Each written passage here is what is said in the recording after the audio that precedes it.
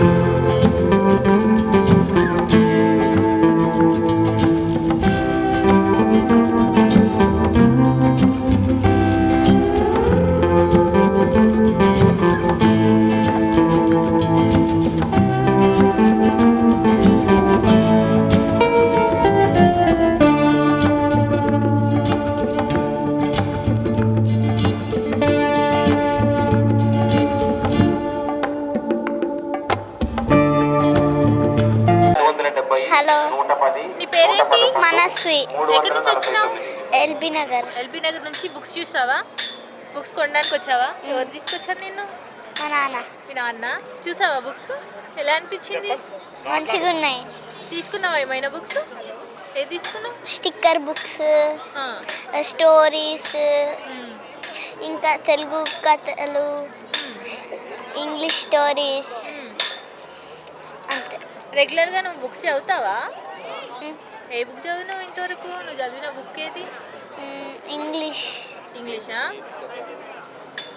Special bedtime stories. Bedtime స్టోరీసా? ఒక story చెప్తావా మా కోసం? గుర్తులేదా? ఏదైనా ఒక స్టోరీ చెప్పు. Tortoise and rabbit.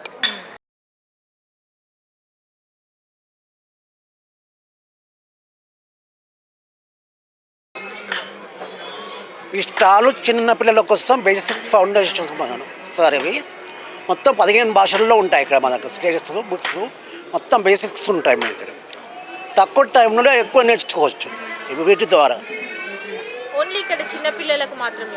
చిన్న పెద్ద వాళ్ళు కూడా నేర్చుకోవచ్చు. ఈ స్లేట్స్ ఏంటి ప్రత్యేకంగా? ఇవి అక్షరాలలో ఫౌండేషన్ కోసం అండి. ఇవి తక్కువ టైంలో ఎక్కువ నేర్చుకోవడానికి ఉపయోగపడతాయి ఇవి స్లేట్. అంటే ఎన్ని లాంగ్వేజెస్ ఉన్నాయి? 15 భాషల్లో ఉన్నాయి ఇవన్నీ. ఓకే. ఇందులో తెలుగు కూడా ఒకటి? తెలుగు, హిందీ, ఇంగ్లీష్ అన్ని భాషలు. ఓన్లీ చిన్న పిల్లలకు మాత్రమే? వాళ్ళకి ఎక్కువ ఉపయోగపడతాయి. చూడండి.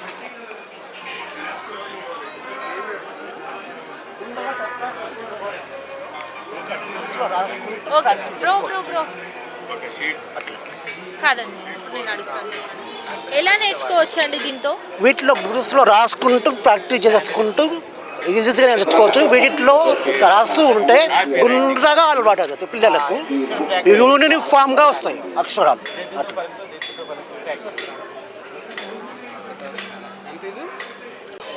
ఓకే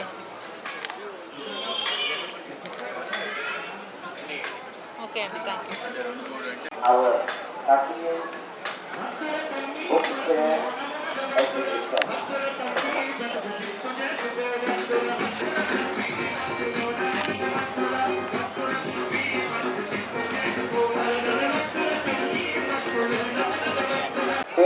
ఏంటండి జన విజ్ఞాన వేదిక తెలంగాణ పబ్లికేషన్స్ యొక్క ప్రత్యేకత ఏంటి?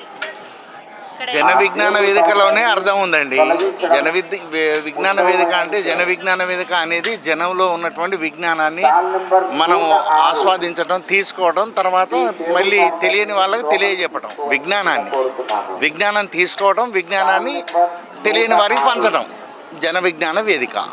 అంటే ఇది ప్రధానంగా ఏ ఉద్దేశం అంటే మూఢనమ్మకాలకు సంబంధించినటువంటి మన సమాజంలో మూఢనమ్మకాలు చాలా ప్రబలంగా ఉన్నాయి కాబట్టి దాన్ని నివృత్తి చేయడం కోసము ఈ మూఢనమ్మకాలు మూఢ విశ్వాసాలు ఏవైతే ఉన్నాయో దొంగ బాబాలు కావచ్చు, లేకపోతే ఇలాంటి మాయలు, మంత్రాలు, చేతబడులు ఇలాంటివి ఉన్నాయి కాబట్టి ఇవన్నీ సైంటిఫిక్గా లేవని చెప్పడం అనే ఉద్దేశంతో మనము ఈ జన విజ్ఞాన వేదిక అనేది ఒక ఆశయంతో పనిచేస్తుంది. ప్రత్యేకంగా ఇక్కడ సైంటిఫిక్ బుక్స్ మాత్రమే ఉంటాయి. సైన్స్ మొత్తం సైన్స్ రిలేటెడ్ మాత్రమే ఉంటాయి ఇందులో.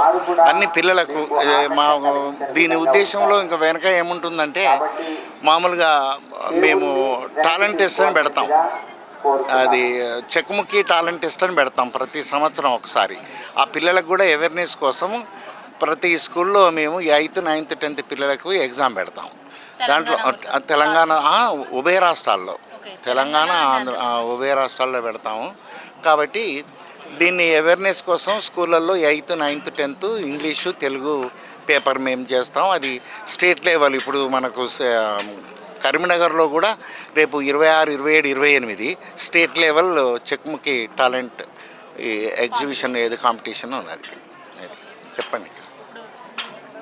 ఇక్కడ ప్రత్యేకంగా సందర్శకులు వచ్చారా? ఎన్ని బుక్స్ తీసుకున్నారు?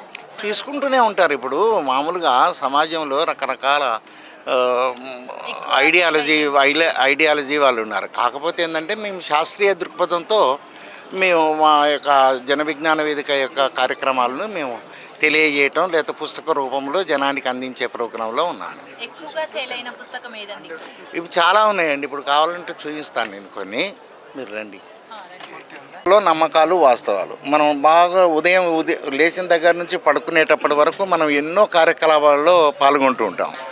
దాంట్లో వచ్చేసి మనకు పొద్దుటి నుండి సాయంకాలం వరకు రకరకాల మూఢ విశ్వాసాలకు సంబంధించినవి మన చుట్టూ ఉంటాయి. కాబట్టి దాన్ని వివరించి చెప్పడమే దీని యొక్క ఉద్దేశం. అదేవిధంగా ఇంకా ఇక్కడ కూడా మూఢ విశ్వాసాలు, సైన్స్ సమాధానాలు. అంటే ఇది మూఢ విశ్వాసాలు, సైన్స్ సమాధానాలు. ప్రతిదీ సైన్స్తో ముడిపడి ఉంది ఉదయం లేచిన దగ్గర నుంచి రాత్రి వరకు. అదేవిధంగా శాస్త్రీయ అవగాహన అంటే ఏమిటి? ముందు మనకు శాస్త్రీయ అవగాహన తెలియాలి. అంటే సైంటిఫిక్ టెంపర్ అనేది మనకు ఒకటి ఉండాలి. అంతేగాని ప్రతిదీ ఎవరో చెప్పింది నమ్మటం అనేది కాదు. దానికి ఆధారాలతో ప్రూఫ్ ఉండాలి. ప్రూఫ్ ఉంటేనే మనం నమ్మడానికి వీలు ఉంటుంది. అందుకని శాస్త్రీయ అవగాహన అంటే ఏమిటి, ఇలాంటి మనకు జనరల్గా జీవ పరిణామం గురించి కానీ పిల్లి అడ్డొస్తే చెడు జరుగుతుంది అదే అంతే. సైన్స్ ఏం లేదు దాంట్లో. సైన్స్ ఏమో ఉంటే చెప్పడానికి ఏముంది, దాని పనికి అది పోతుంది, మన పనికి మనం పోతున్నాం. దాన్ని అడ్డం పెట్టుకోవాల్సిన అవసరం ఎక్కడిది మనకు? ఇప్పుడు అది ఆహారం కోసం అది బయటికి వెళ్తుంది, మన అవసరం కోసం మనం బయటికి వెళ్తున్నాం. దానికి మనకి ఏంటి సంబంధం? జంతువులు రకరకాలు ఉంటాయి, ఎవరి పనులు వాళ్ళు చేసుకున్నట్టుగా ఎవరి ఆహారం వాళ్ళకు ఉంటుంది. దాంట్లో మూఢత్వం పెట్టుకోవడం సరైనది కాదు. ప్రత్యేకంగా మూఢనమ్మకాలు, దాని వెనుక ఉన్న సైన్స్ సమాధానాలు ఉంది కదా సార్, దాని గురించి. సైన్స్ సమాధానాలు అవే. ఇప్పుడు ఒకటి కాదు, చిన్న ఉదాహరణ తీసుకోండి మీరు. ఇక్కడ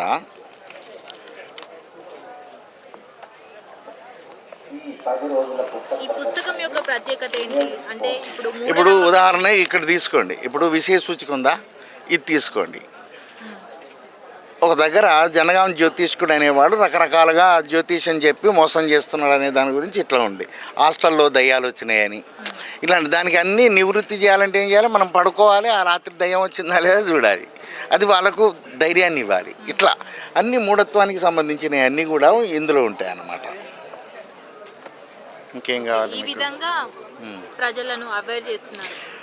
అవేర్నెస్ చేయటమే. ఇప్పుడు ఏంటంటే ప్రధానంగా మూఢత్వంతో చాలా నష్టాలు జరుగుతున్నాయి. ఉదాహరణకి ఒక మనిషి నన్ను ఏదో మంత్రం చేశాడు, నాకేదో జరుగుతుంది, ఆర్థికంగా నష్టపోతున్నాను, లేదంటే నేను ఒక రకంగా నాకు జరగాల్సిన కార్యక్రమాలు అన్నీ విఘ్నం అవుతున్నాయి కాబట్టి దీనికి కారణం ఆ పక్కన నా ఇంటి పక్కన ఉన్న ఒక వ్యక్తి, అతనికి మంత్రాలు వస్తాయి అని అనుకోవడం వల్ల ఆవేశం వచ్చి ఒక రోజున ఏం చేస్తాడు, అతన్ని చంపడానికి ప్రయత్నం చేస్తాడు. ఒకవేళ చనిపోతాడు. చనిపోయిన తర్వాత ఏమైంది, ఆ ఇంటి కుటుంబం నష్టపోద్ది. ఆ తర్వాత ఆయన కుటుంబం నష్టపోతుంది. నేను చంపినవాడిని జైలుకి వెళ్ళిపోతా. అయితే జైలుకి వెళ్ళిపోవటం నా కుటుంబం నష్టపోతుంది, అతను చనిపోయింది కాబట్టి అతను నష్టపోతాడు. అసలు మంత్రమే లేదు కదా. లేనప్పుడు రెండు కుటుంబాలు నష్టపోయినప్పుడు ఇప్పుడు వాళ్ళు మళ్ళీ మేలుకోవడానికి 2-3 తరాలు పడుతుంది. అదే మన ఉద్దేశం. అంటే ఇలాంటివి లేవని అవేర్నెస్ చేయటం మాత్రమే మన పని. అన్ని మూఢనమ్మకాలే అంటున్నారు కాబట్టి దేవుడు ఉన్నాడంటారా? దేవుడు అనే టాపిక్ ఇప్పుడు జన విజ్ఞాన వేదికకు సంబంధం లేని పార్ట్ అది. ఏంటంటే అది వాళ్ళు నిర్ణయం తీసుకుంటారు. జన విజ్ఞాన వేదిక ఏంది, మనకు ఉన్నటువంటి విజ్ఞానాన్ని తెలియజేయటం వరకే మా ఉద్దేశం. దేవుడు ఉన్నాడా లేదా అనేది వాళ్ళు నిర్ణయించుకుంటారు. అది ఇప్పుడు అది నేను మాట్లాడడానికి అవకాశం లేదు. నా వ్యక్తిగతం వేరు, ఇక్కడ ఉన్నటువంటి జన విజ్ఞాన వేదిక వేరు. ఓకేనా?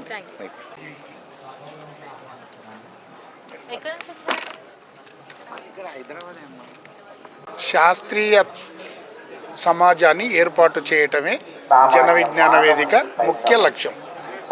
అందుకోసమే కృషి చేస్తుంది. దానికోసం 10 విభాగాలలో పనిచేస్తుంది జన విజ్ఞాన వేదిక.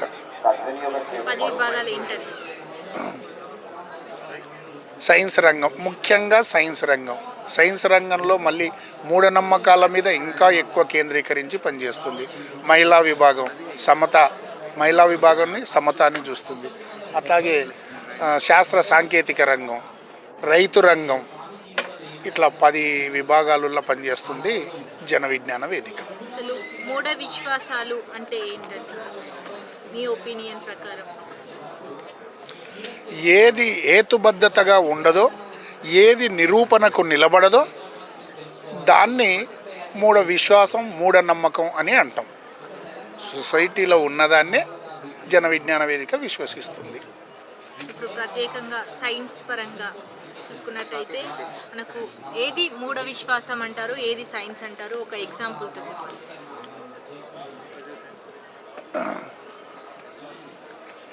ఇప్పుడు చేతబళ్ళు, బాణామతి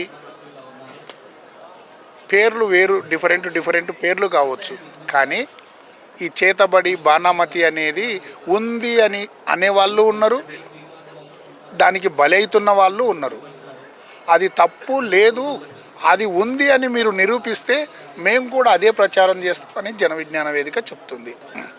అది సో మూఢనమ్మకాలను నమ్మకండి అని చెప్పేది జన విజ్ఞాన వేదిక. అందుట్లో ఒక అంశం మూఢనమ్మకాలను నమ్మకండి అని చెప్పేది. ఇప్పుడు ప్రత్యేకంగా ఈ బుక్ ఫేర్ గురించి చెప్పాలనుకుంటే ఏం చెప్తారండి? ప్రస్తుత సమాజంలో, ప్రస్తుత తరుణంలో బాగా తగ్గిపోతుంది. పుస్తక పఠనం అనేది బాగా తగ్గిపోతుంది. సో ఈ మేరకైనా కనీసం పెద్దవాళ్ళైనా సరే తీసుకొని చదువుతున్నారు, ఆ మేరకు హర్షించాల్సిందే. ఎట్ ద సేమ్ టైం వాళ్ళు చిన్నపిల్లలను తీసుకొచ్చి, అంటే తల్లిదండ్రి కావచ్చు లేదా వాళ్ళ తాతలు కావచ్చు, అటువంటి చిన్నపిల్లలను తీసుకొని వచ్చి ఇది నాన్న అది నాన్న అని చెప్తూ వాళ్ళకు కొంతమేరకైనా ఈ బుక్స్, ఈ స్టాల్స్ వల్ల కొంతమేరకైనా వాళ్ళకు విజ్ఞానం కలుగుతుంది అని నేను భావిస్తున్నా. ప్రస్తుత సమాజంలో చాలా వరకు అయితే విద్యార్థులు కానీ, పిల్లలు కానీ, యువత కానీ ఫోన్లకు కానీ, ల్యాప్టాప్స్కి అట్రాక్ట్ అయిపోతున్నారు. బుక్స్ చదవడానికి అసలు వాళ్ళు టైం కేటాయించడం లేదు. సో వాళ్ళని ఏ విధంగా అట్రాక్ట్ చేస్తారండి బుక్స్తో? వాళ్ళను అట్రాక్ట్ చేయటం అనేది ఏం లేదు. వాళ్ళ కోసం రచయితలు కూడా ఇంకా మారాలి, వాళ్ళని అట్రాక్ట్ చేసుకునే విధంగా మారాలి. ఎంత మారినా కూడా ఈ సమాజం మార్పు చెందుతుంది. ఒకప్పుడు పుస్తకం చదవడం అనేది చాలా ఇంట్రెస్ట్గా భావించేవాళ్ళు. కానీ ప్రస్తుత తరుణంలో సపోజ్ ఉదాహరణకు నా కొడుకు ఉన్నాడు, ఏంటిది నాన్న ఇది అని నేను ఏదన్నా నా దగ్గర ఉన్న పుస్తకాలు రెఫర్ చేస్తూ అవి చూస్తుంటే వాడు తీసి వితిన్ క్షణాలలో తీసి ఇగో ఇది అని చెప్పి ఫోన్లో కొట్టి చెప్తున్నాడు. ఇది దీర్ఘకాలం ఉండకపోవచ్చు, ఉంటే దాన్ని ఫాలో కావాల్సిందే. ఏదైనా వాస్తవానికి నిలబడేది దాన్నే మనం నమ్మాలి, విశ్వసించాలి. కాబట్టి వాస్తవంగా ఏది ఉంటే దాన్ని జన విజ్ఞాన వేదిక ఫాలో అవుతుంది, వ్యక్తిగతంగా నేను కూడా ఫాలో అవుతాను. Thank you. ధన్యవాదాలు.